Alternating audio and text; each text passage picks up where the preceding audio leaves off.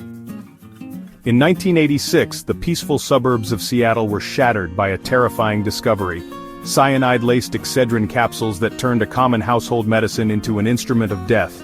What began as an ordinary day quickly spiraled into a nightmare, as families who trusted their medicine cabinets suddenly found themselves at the center of a chilling crime. A simple remedy for headaches, something millions relied on, had become a murder weapon. The echoes of the unsolved Tylenol murders in Chicago just 4 years earlier haunted the nation, raising fears that a new wave of product tampering was underway. The sense of safety people felt in their own homes was suddenly gone. Panic spread rapidly through the community. Shoppers eyed pharmacy shelves with suspicion, and headlines screamed warnings. Was this the work of a copycat killer, or was something even more sinister lurking beneath the surface? The city was gripped by fear, and trust in everyday products was shattered overnight. But unlike the faceless terror of the past, this time the evil was disturbingly close to home. The perpetrator wasn't a random saboteur but someone hiding in plain sight, someone driven not by madness but by cold, calculated greed. Detectives, FBI agents, and forensic scientists launched a relentless investigation. They sifted through evidence, analyzed tainted pills, and followed a trail that led from the pharmacy aisles to suspicious insurance claims. Every clue brought them closer to unraveling a web of lies and deception. The case would ultimately reveal a chilling truth. The killer was not a random stranger but someone with a deeply personal motive. The courtroom drama that followed exposed secrets, betrayals, and the dark side of human nature. This is the story of how a trusted medicine became a tool for murder, and how a determined investigation fueled by science and intuition brought the truth to light. The case would forever change the way America viewed the safety of its medicines. As the investigation unfolded, it became clear that sometimes the most dangerous threats come not from strangers but from those closest to us. The betrayal cut deep, leaving families and friends questioning everything they thought they knew. In the end, it was not chaos or random violence, but cold calculation and careful planning that turned a household remedy into a deadly trap.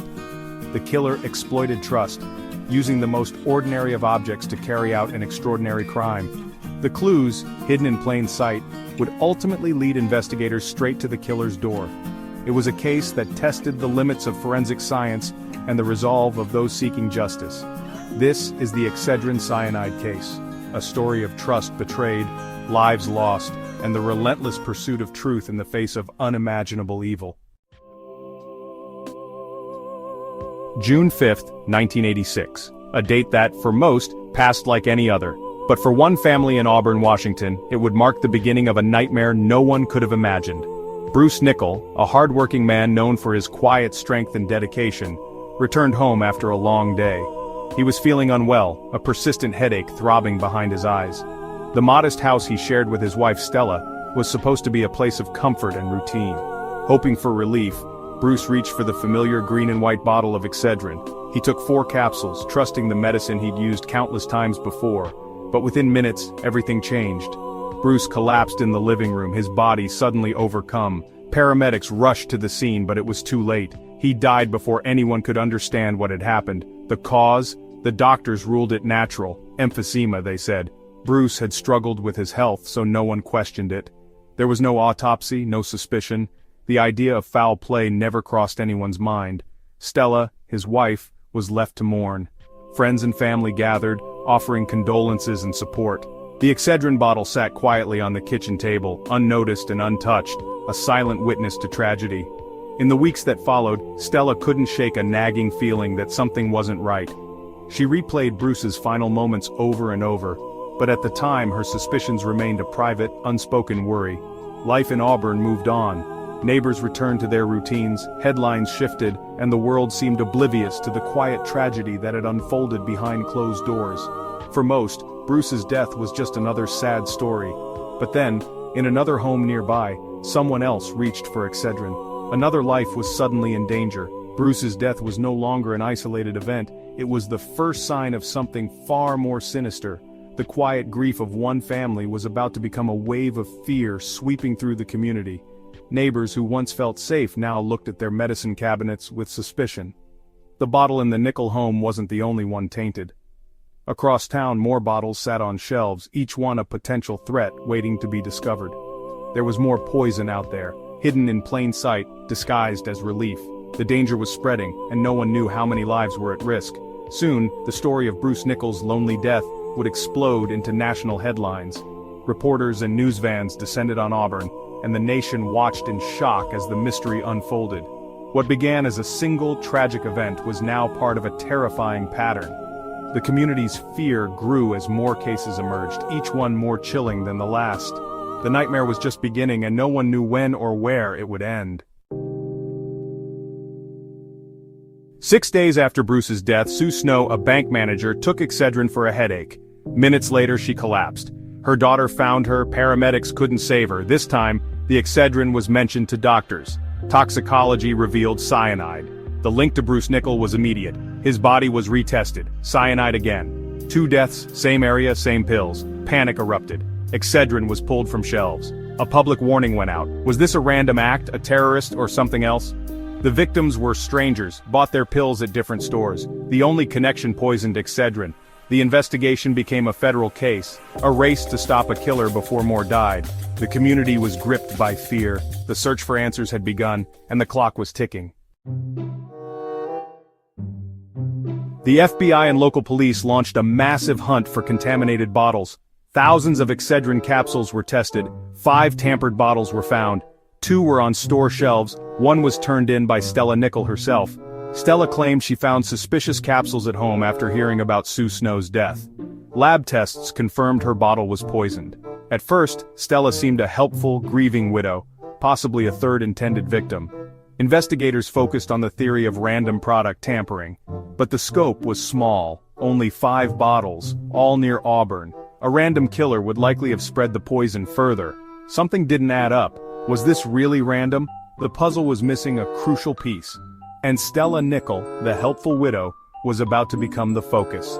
The investigation was about to take a dramatic turn. Stella Nichols played the grieving widow well, cooperative, vocal, and always mentioning money troubles. She told police she'd taken out several life insurance policies on Bruce, but worried they wouldn't pay for a natural death. The policies paid out only for accidental death, like poisoning. Investigators noticed her obsession with the insurance payout. Multiple policies totaling over $75,000 had been taken out in the year before Bruce's death. If Bruce died of emphysema, Stella got little.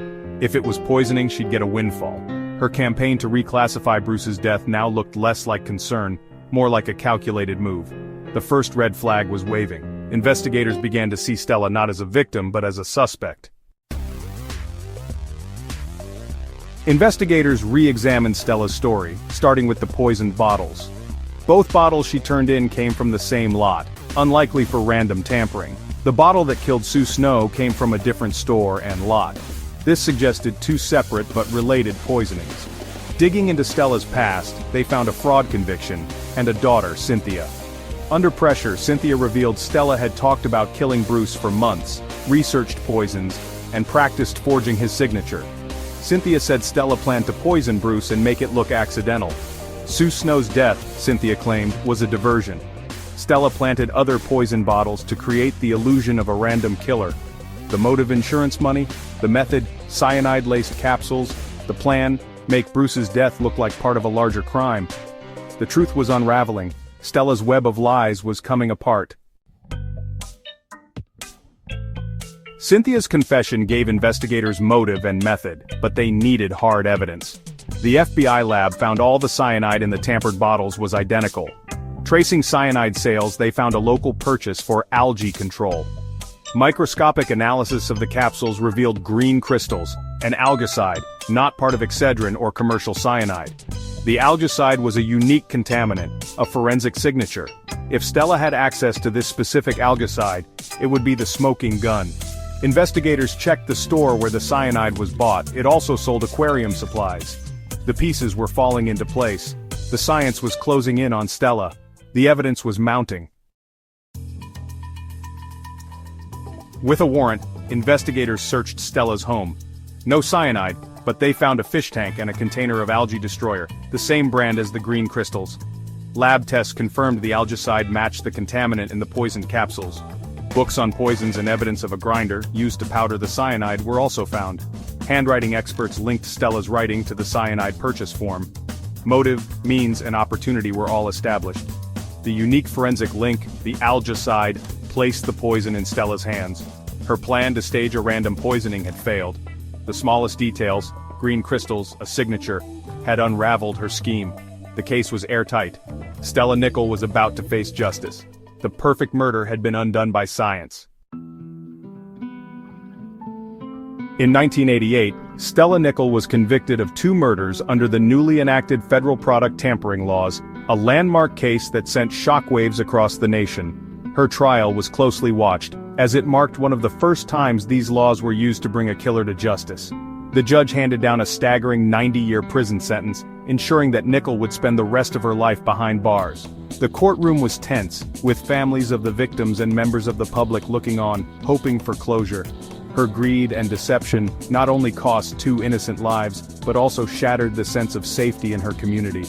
Fear and suspicion spread like wildfire, leaving neighbors wary and families grieving. Every calculated move she made to hide her guilt, destroying evidence, misleading investigators, ultimately became the very clues that led to her undoing. The investigation revealed that evil can sometimes wear a familiar face. Even the most elaborate web of lies can unravel when investigators refuse to give up, piecing together the truth one detail at a time. It was the smallest, seemingly insignificant clues, a lot number on a bottle, a mysterious green crystal, a forged signature, that ultimately brought justice for the victims and exposed the truth. This story is a chilling reminder that sometimes the greatest threats come not from strangers, but from those we think we know best. Trust can be shattered in an instant, leaving lasting scars. The relentless pursuit of truth, driven by science, persistence, and the dedication of investigators, finally exposed the darkness lurking behind the headlines and restored a measure of justice. For those fascinated by true crime, the Stella Nickell case stands as a powerful testament to the importance of detail, determination, and the courage to seek answers, no matter how unsettling they may be. Subscribe for more stories where the truth is stranger and darker than fiction, and where justice is found in the most unexpected places.